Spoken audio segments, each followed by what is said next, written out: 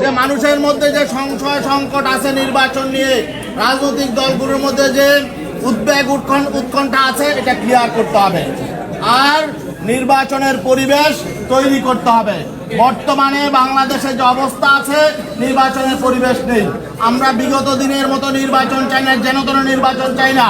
বর্তমানে প্রশাসনে বিভিন্ন থানায় বিভিন্ন জায়গায় দুই একটি দলের প্রভাব আছে। এই অবস্থায় সুষ্ঠু নিরপেক্ষ নির্বাচন সম্ভব নয়। এই জন্য আমরা বলছি, আগে সংস্কার হোক।